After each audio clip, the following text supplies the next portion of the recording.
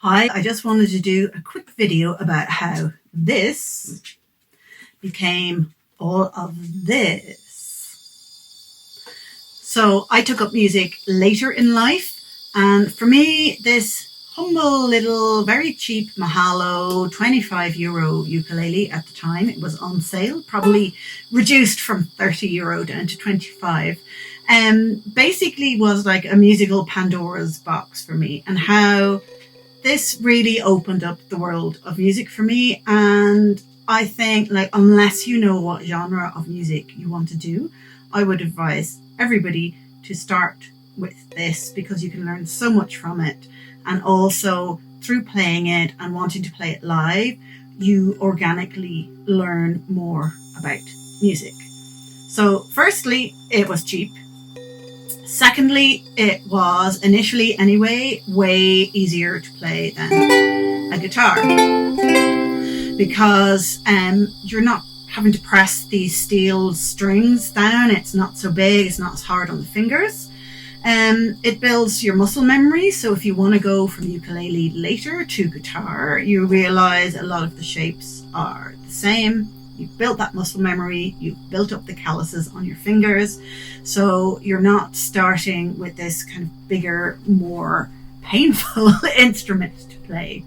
But more than that, what it brought me was the ability to songwrite. Like everybody else, I started playing covers with it and was like, oh wow, I have found a way of playing music. This is amazing. I couldn't believe it. I couldn't believe that I could sing and play songs suddenly. And then I thought, well, I want to play some open mics. So that was the next big thing for me. How do I plug this thing in live? There's no pickup in it. So much Googling later, I realized I needed an electroacoustic ukulele with a pickup in it, or a transducer pickup. So I learned that from that. Then when you go and play live, you realize there's microphones, and then you realize they take different cables than the ones that would go in here. Then you see in some bigger venues that everything goes into a DI box and a mixing desk. And you're like, well, what's a DI box? What's a mixing desk? What do they do? Then I played with a ukulele band, and we played a lot of the big festivals around Ireland. We played Electric Picnic, we played Castlepalooza and Longitude and loads of places, which was really cool. And then from them I learned that, you know, you need to provide the festival with basically your stage layout of kind of what's connected to what. Like, what are you bringing? You bring in the DI box, so you know, this cable goes to here, goes to here, goes to here. Then I was songwriting on it and thought, well, you know, I'd kind of like to record my song. So that led me down the rabbit hole of looking into GarageBand and learning about how do I record. And it wasn't just for recording my songs. I had kind of started making some YouTube videos and was trying to make my voice sound a bit better. So I was going in and taking the audio out and adding a bit of reverb and stuff like that. Then I went on to the songwriting stuff. So I ended up, like, the amount of tutorials I watched on YouTube about learning to play this. Then I moved on to guitar. So learning how to play guitar properly. I had some guitar knowledge under my belt, but not a huge amount. And then I went down the rabbit hole of music production. So how do I record a track? How do I record vocals? How do I edit them? Then, you know, you start learning this stuff on your own. And I remember the first single I released, because under my other name, Darkling Moon, which used to be Elena Duff, which is my name, my first single was called Sailing on the Sea of Love. So it's kind of more of an indie folk project, my Darkling Moon project. And I changed the name recently, just as an aside, because I'm a visual artist and I've been doing a lot more visual art recently and been in a lot more exhibitions and so on. And I didn't really want people searching for my name and then finding the music. So I thought it was better to change the name. So I released the first single, but one of the technical problems I had, for instance, with recording that song was, so if you're playing and you're singing, la,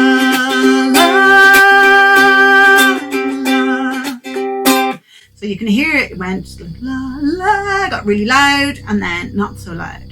So when it gets really loud like that and you're in your DAW, your digital audio workstation, which was for me at the time GarageBand, it starts clipping. You know, the sound signal starts going up into the red and it starts getting kind of garbly and distorted sounding and not very nice.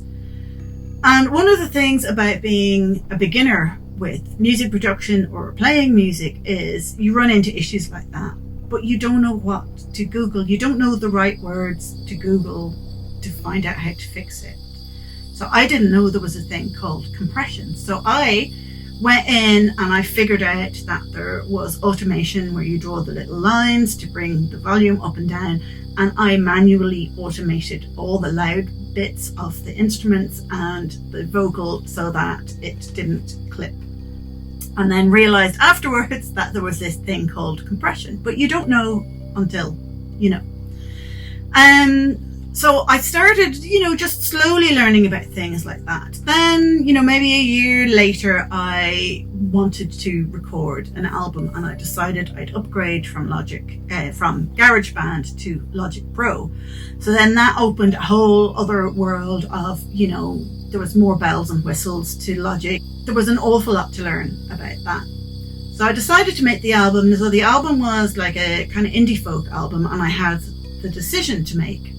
Do I play it just acoustically, so either ukulele and vocal or acoustic guitar and vocal? Or do I arrange it with lots of virtual instruments and the acoustic guitar and ukulele? And I just really wasn't sure, because I thought, well, if I end up putting all this extra instrumentation onto it, then when I play live and it's just like me and this plinkety plonkety instrument, are people going to feel disappointed because it doesn't sound like the album? Which, like, saying that aloud just sounds so egotistical, because nobody knows who I am and nobody cares either way. But you work yourself up into overthinking, or I do anyway. In the end, I decided I would go for virtual instruments and fill out the sound a little bit more. So, because I thought, well, look, the recorded thing is a different art form to me playing live. And then that led to a whole lot of other problems, because you realize, like, a lot of acoustic sounds, particularly acoustic guitar, because it's got all those kind of bassier tones, sounds really just horrible with electronic instruments. They just don't really gel.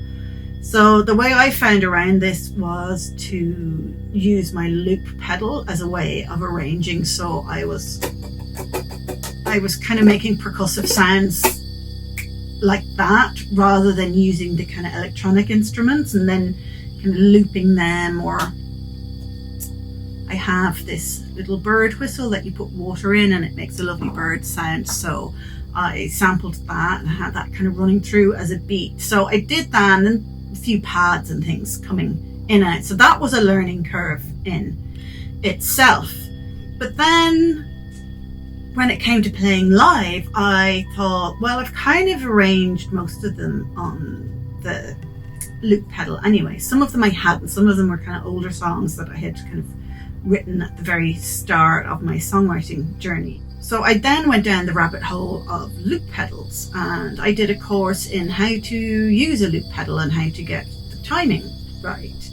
But then if you use a loop pedal, then you need to get all the cabling right with that. And then I started buying a few guitar pedals so that I could get the instruments sounding a bit more the way they sounded like on the album, which then you start getting into, should I use batteries with them, or do I plug them in, or do I need a power bank and a pedal board to use with the things? Then I found I didn't really like the drum sounds I was making. People hit their guitars and stuff. I didn't want to hit my guitar. I really don't want to be thumping it and hitting it and damaging it. But it didn't sound great either. It just kind of wasn't cutting through. So that led me to start looking for electronic instruments or drum machines rather, to give me that drum beat. And I thought that would be great. I can just press a button and then I can play my thing and I can live loop some stuff. But even with that, then I was maybe I need a few pads and things like that, just different sounds. So someone had given me this, and I'll make another little video about my lovely little original Korg Chaosilator. So that was my first synthesizer, and that started getting fed into the loop station, or loop pedal rather. So there was more spacey weird sounds going on when I was playing live. So, I played a set with this, in a few places, but honestly, it was kind of like, God, there was just so much to think about. But my main problem was the actual loop pedal, because I had ended up putting a foot switch onto the loop pedal so that I didn't have to bend down and change tracks, or bend up and down to change effects and stuff. I could use the pedal. But like, if you're standing there and you've got a guitar or a ukulele there and you've got the foot pedal down at your feet, like, I couldn't see them. If you're singing into a microphone, I couldn't see like where I was to play. And I think maybe it's different if you're just the guitarist in the band. You're not trying to sing as well, for the most part. You've got all your pedals in front of you, and you've got plenty of time to kind of amble over and just hit one with your foot, or bend over. The rest of the band are filling out the sound. But when you're on your own, I just was ending up, and like, I had a horrible gig where I kind of mistimed something and everything went out of time. It was horrible. So I ended up buying then a second-hand Boss RC 505 Mark II tabletop looper, because I thought, right, I can see this and I can use the foot switch for the first 2 tracks on it and just kind of get the beat in or whatever initial things, and then something is playing and I can just trigger the rest with my hands. So that was fine. And then I was like, it'd be kind of great to have some pads and some sequences, because, just dropped something. I love this. Like, it's really old now, and it's very limited, and the sounds are fixed. You can't kind of mess with them at all. You can't like shape them or anything. So it's quite limiting. So I decided I really wanted to buy this little Roland Ira S1.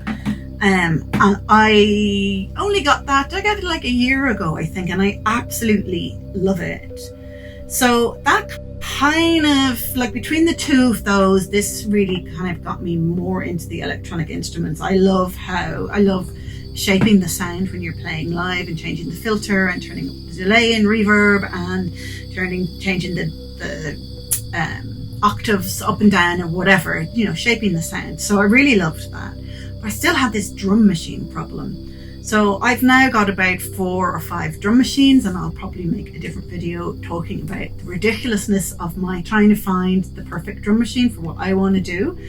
But because I couldn't find the right sounds, I ended up then buying this Roland Ira sampler, and sampling in my own percussion sounds and things like the aforementioned bird whistle, which I can use with things. And that has given me a slightly more acoustic-y, lighter, less electronic drum sound, which is kind of what I wanted. So that was all going on. And then in the meantime, I started kind of just as a little side project. I set up this Vesperella channel, and I messed with more electronic music. I messed with more slightly poppier kind of vocals and stuff. I really like more kind of chill out, kind of hypnotic music. So I did a little bit of that, but it was very sporadic. And I'm not sure what happened, but like, I was all planning for like another indie folk album. I just was like, to play live, I need like a bigger synthesizer that I can actually see on stage, because much as I love that little Ira, it's very hard to see. And also I thought, well, if that's kind of playing more snappy sounds, which it does, I thought I kind of need something that plays like a different pad or something underneath it. So I ended up buying this Mini Freak recently.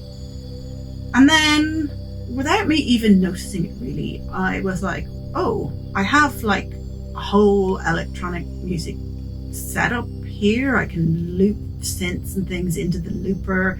I can loop my vocals into the looper. I have like everything. And do I really need this anymore. Maybe not. Maybe I just need all of this. And that is how I ended up going from this to all of this, and then ironically buying all of this to serve acoustic instruments, ending up kind of questioning whether I really need to use the acoustic instruments at all. Which is not to say I'm not going to like put samples of this in, or samples of chord progressions, and mess with them and use them in songs, but it's quite strange. I'm just really enjoying the electronic music kind of at the moment, like way more than the acoustic music. It took me quite a circuitous route to figure this out. And so I guess the lesson in all of this is that this €25 ukulele is really like a gateway drug into spending thousands of euros of money in drum machines, synths, loopers, cables, and so on. Education as well on how to use them all. So beware.